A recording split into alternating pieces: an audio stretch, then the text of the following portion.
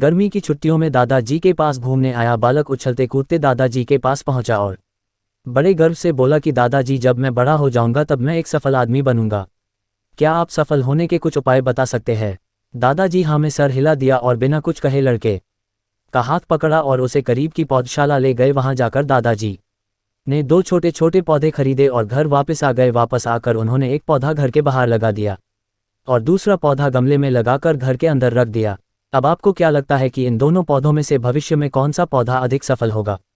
दादाजी ने लड़के से पूछा। लड़का कुछ समय तक सोचते रहा और फिर बोला, घर के अंदर वाला पौधा ज़्यादा सफल होगा क्योंकि वो हर एक खतरे से सुरक्षित है, जबकि बाहर वाले पौधे को तेज धूप, आंधी, पानी और जानवरों से भी खतरा है। दादाजी बोले, चलो देखते हैं आगे क्या होता है, और वह अखबार उठाकर पढ़ने लगे। दादाजी दोनों पौधों पर ज़्यादा ध्यान देते रहे और समय बीतता गया। 3-4 साल बाद जब एक बार फिर वह लड़का अपने माता पिता के साथ गांव घूमने आया तब अपने दादाजी को देखा तो देखते ही बोला, दादाजी, पिछली बार मैंने आपसे सफल होने के कुछ उपाय मांगे थे पर आपने तो कुछ भी नहीं बताया था, पर इस बार आपको कुछ बताना ही होगा। दादाजी मुस्कुराए और लड़के को उस जगह ले गए जहां उन्होंने गमले में पौधा लगाया था। अब वह पौधा एक पेड़ में बदल चुका था। लड़का बोला, देखा दादाजी, मैंने कहा था ना कि ये वाला पौधा ज़्यादा सफल होगा। दादाजी ने बोला कि अरे पहले बाहर वाले पौधे का हाल तो देखो।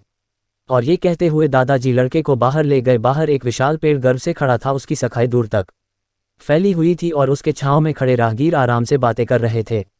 अब दादाजी ने पूछा, बताओ कौन सा पौधा ज़्यादा सफल हुआ? लड़का कुछ शर्माते हुए बोला, बाहर वाला।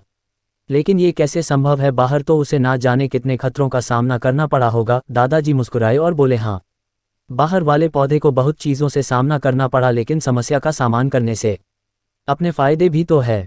बाहर वाले पौधे के पास आज़ादी थी कि वह अपनी जड़ें जितनी चाहे उतनी फैला ले, अपनी शाखाओं से आसमान को छू ले, और जिस आधी तूफान से इस पेड़ के लिए मुसीबत समझते थे, उसी आधी तूफान ने ही इस पेड़ की जड़ों को इतना मजबूत बना दिया है कि आज एक छोटा सा आधी तूफान इस पेड़ का कुछ भी नहीं बिगाड़ सकता।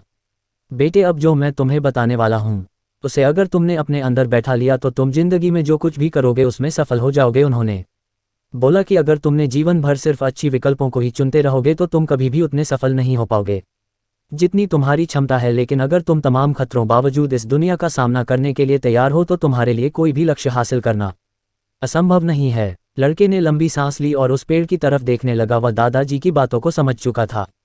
आज उसे सफलता का एक बहुत बड़ा सबक मिल चुका था कि जीवन में हम जिन रुकावटों को हम जितना बड़ा शत्रु समझते हैं वही हमें मजबूत और जीवन में बहुत ज़्यादा सफल बनाती है।